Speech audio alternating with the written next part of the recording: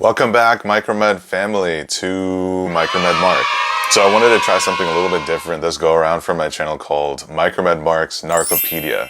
Don't laugh at me, I'm trying new things. I might have only 50 views, but we're working on it, okay? Moving on. So as you can probably tell, the objective for this series is to cover a broad range of controlled substances. So of course I'll be going over their legitimate use as well as their function, but I also wanted to warn viewers of the potential harm caused by abusive consumption of narcotics. I feel like once you get a better understanding of what's going on internally with these drugs, you'll have a more sobering, pun intended, appreciation of how powerful they are. So I guess I should start off by going over the different classifications of controlled substances in the US, and they're arranged by schedules. They start from Schedule 1, which is basically going to refer to heroin, marijuana, LSD, methamphetamines, all of that. Drugs that are considered to have no medical use and very high potential for abuse. Schedules 2 through 5 are for drugs that have a decreasing potential for abuse and are also considered to have medical value. Schedule 2, we have drugs like fentanyl and cocaine, believe it or not. 3, ketamine. 4, Xanax. And Schedule 5, drugs like Lomotil and Lyrica.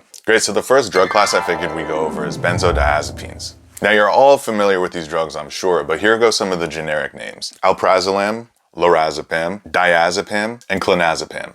Okay, just a little sidebar for my nursing and pre-pharm students. When you hear Zolam or Zepam, just think benzodiazepines. Okay, so just like in every video, I have to throw in those key terms. And we're gonna start off with CNS depressants, central nervous system.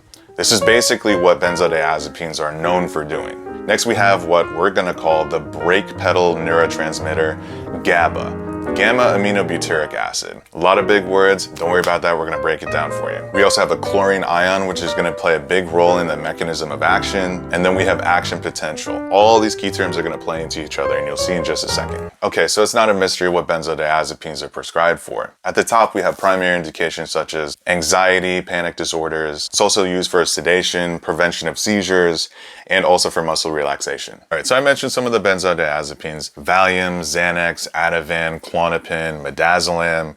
But let's get down to brass tacks here. It's all coming down to this inhibitory neurotransmitter called gamma-aminobutyric acid, or GABA for short. Now, like I said earlier, we're going to refer to this as the brake pedal neurotransmitter. Mark, why is it a brake pedal neurotransmitter? What are you even talking about? What I'm trying to say is that it causes a neural activity slowdown. All right, goofy sketch time. So first I'm gonna start off by showing the plasma membrane of a cell. So there's a space inside the cell called intracellular space, and what's outside the cell is called extracellular. With neurotransmitters, what's gonna be receiving the signal on the target cell are these receptors. In this case, we have our GABA receptor. Now our brake pedal neurotransmitter is gonna bind onto this GABA receptor, and it's gonna facilitate the flow of chlorine ions into the cell. Why is large amounts of chlorine important inside the cell? Well, it's because of something called action potential. All right, so super quick anatomy lesson here. With regards to action potential, the contrast in charge between the environment outside of our cell and what's going on inside of our cell creates what's called an electrochemical gradient. The negative charge inside our cell is somewhere around negative 70 millivolts or something like that. That's what's called our resting potential. See this? See this little yellow graph right here? This is going to show our resting potential. The chlorine ions are going to come inside the cell and create that negatively charged state. Now, for a neurological response to be triggered, we got to go from resting potential all the way up to action potential. So we already got our work cut out for us. In other words, for stuff to happen, we have to reach this action potential in order to respond to outside stimuli. Now let's throw benzodiazepines in the picture. Yeah, there you go. Nice little Xanax bar. Let's see what happens now. What benzodiazepines are going to do is they're going to increase the activity of these GABA neurotransmitters, these brake pedal neurotransmitters, and there's going to be more of them that bind to this GABA receptor complex. Now that in turn is going to facilitate the influx of these chlorine ions to decrease the charge of the cell, which will subsequently lower the resting potential. Okay, so before we had a moderate amount of chlorine inside the cell, which gave us our standard resting potential. We had a certain amount of stimuli that we had to receive from an outside source to go from resting potential to action potential to create any sort of response by our body. Now with this chlorine overload, we have a decreased state of resting potential, and we need an even stronger stimulus to get a response. So yeah, at this point, benzodiazepine's done its job. It has increased the activity of our gamma-aminobutyric acid, or GABA, which is going to slow down our neurological system, so that effectively GABA functions as a brake pedal. So these GABA receptors are pretty prevalent in our brain, mainly the limbic system, especially in the part of the brain called the amygdala. Now, I know you guys have all heard of the amygdala. You remember, threat detection, fear response. This guy is what gives us our cue to freak out. In other words, it helps us regulate our fight or flight response. Okay, so let's piece this together. With benzos, we have heightened activity of our brake pedal molecule, inhibiting the performance of the amygdala. Now, hopefully it makes sense why benzodiazepines have such a sedating, drowsy effect. And they also induce a sense of lowered inhibition where you kind of just don't care as much about anything. Hence, they're found tremendously useful in those suffering from crippling social anxiety. Now, as mentioned earlier, benzodiazepines are also known as central nervous system depressants, which means they slow down other vital functions in the body, including respiratory rate, heart rate, and blood pressure. So how do these drugs differ? Well, one of the glaring answers is potency.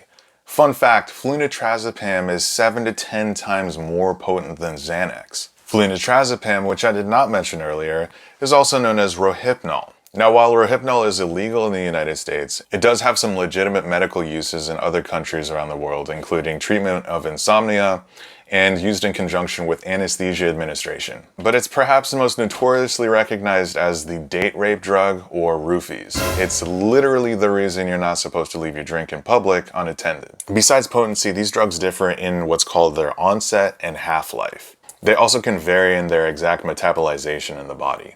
Okay, so time for contraindications. Cardiopulmonary disorders.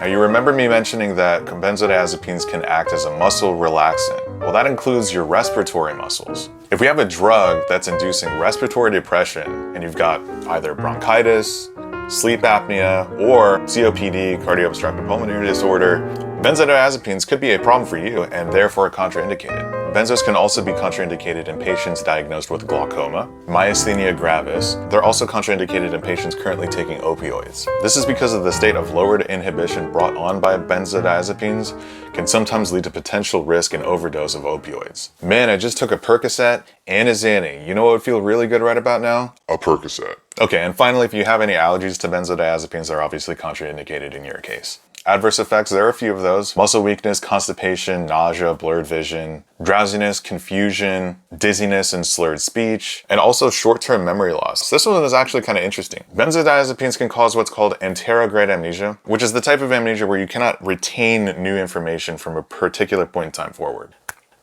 Patient consultation. One of the reasons I made this video is to warn against how detrimental abusive narcotics, particularly benzodiazepines, can be when taken with alcohol. I've already gone over how the brake pedal molecule is responsible for slowing down our neurological system. Doesn't take a genius to see that a lowered heart rate, blood pressure, and respiratory rate can only be even more disastrous if those effects are boosted by alcohol. When being put on a new benzodiazepine, the patient should be made aware of the difficulty involved in discontinuing its use. Basically, it's important for the patient to be informed of all of the withdrawal symptoms, which can include nausea, vomiting, sleep disturbances, irritability, and even convulsions.